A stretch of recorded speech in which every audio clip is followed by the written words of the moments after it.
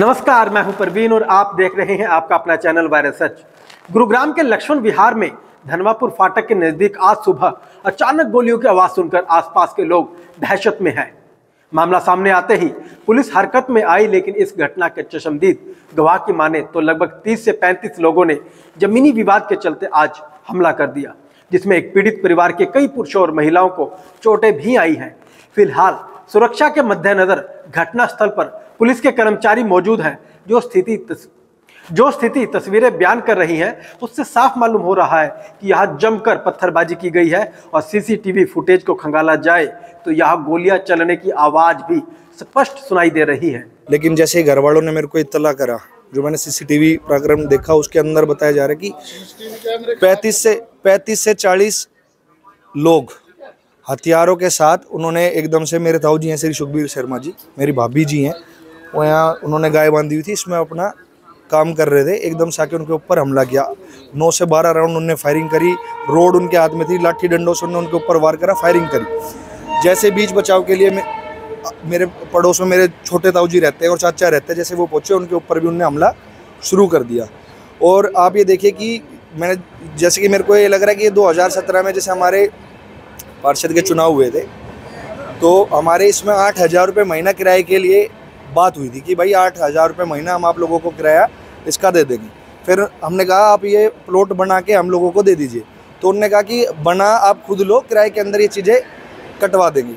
उस दौरान ताऊ जी की उनके साथ कुछ किसी बात पे खटपट हुई और उसके 1 महीने बाद ही चुनाव गाँव के अंदर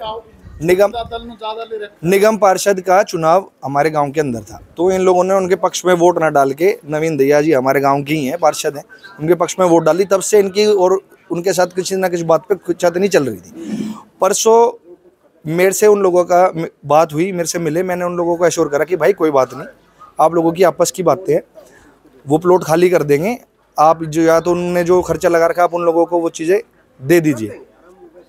तो उन्होंने कहा ठीक है, जो परिवार के सामूहिक और समाज के जो भी लोग बैठेंगे, जो फैसला करेंगे वो ठीक है। आज मैं बाहर था तो उन्होंने बिना किसी को बताए एकदम से ये हमला कर दिया। और मैं आपके माध्यम से मैं तो ये आवाज़ उठाना चाहूँगा कि सुबह दिन के 10 बजे, 10 से 11 बजे, 11 बजे लगा लीजिए, 10 बजे लगा लीजिए, अगर ऐसे हथियारबंद लोग किसके ऊपर हमला कर देते हैं तो ये तो चाहे कोई भी किसी की भी गलती हो तो किसी प्रकार का कोई समाधान नहीं है। कानून को हाथ में लेना, जयप्रकाश शर्मा जी और कुक्कू रिश्ते में मेरे चाचा लगते हैं, उनके पास लाइसेंसी हथियार है। जो व्यक्ति हथियार कानून देता है अपनी सुरक्षा के लिए, जो व्यक्ति जिसका मानसिक लेवल उसका क्या होगा, जो व्यक्ति अपने ही घर परिवार के लोगों पे जो हथियार सरकार ने सुरक्षा हेतु दिया गया उससे उनके ऊपर वार करता है। इसके अंदर पूरे प्रकरण के अंदर जयप्रकाश शर्मा और कुक्कू, मनोज, उनके बड़े भाई विक्रम, उनके 2 भतीजे प्रीतम उर्फ चिंटू, दिनेश उर्फ देबू, उनका साला बुल्लट कौशिक के नाम से है, उसके साथ 10-15 लोग थे, उनके नाम मैं जानता नहीं हूँ, और उनका भांजा है साहिल और दिनेश उनका भांजा।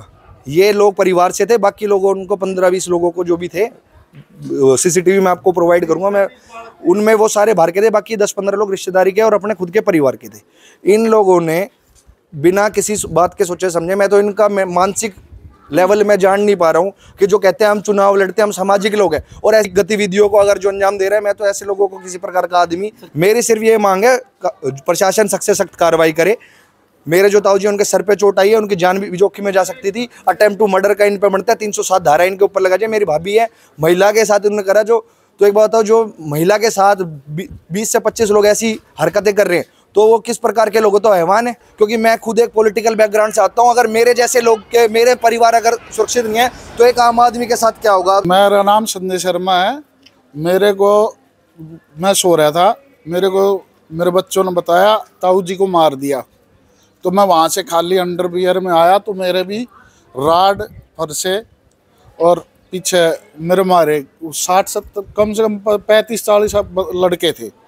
और जिसमें मेरे मारण में मैं जिसमें चैन भी पहन रहा था, मारण में विक्रम और कुक्कू और मनोज और उसके 2 भांजे, वे मैंने पिछाने। एक उसका जयप्रकाश का साड़ा था, उसने ही मारे हैं। मेरे सातड़ों पर रोड लग रही है, निशान है, मेरी कमर में भी। मैं खाली अंडरवियर में था।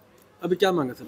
मेरी मांग ये है, कानून से गोली भी चलाई मेरे ऊपर, मैं घसीट के अंदर गेट के अंदर गिर रहा हूँ। मेरी भाभी ने और उनने गोली चलाई कि न जान तो मार। और बड़े भाई को यहाँ घेर रखा था, उसके तो होश नहीं था, मैं तो सोची मर गया।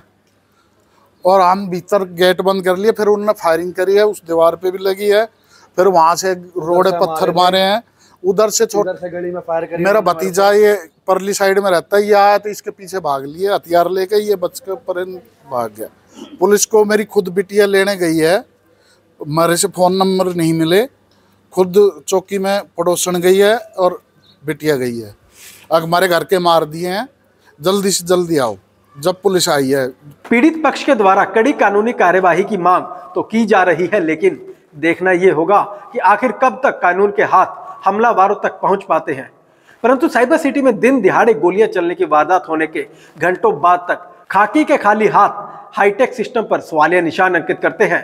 इसी तरह तमाम अपडेट्स के लिए बने रहे हमारे साथ और देखते रहे आपका अपना चैनल वायरल सच। और आपके अपने चैनल वायरल सच को लाइक और सब्सक्राइब करना मत भूलिएगा। नमस्कार।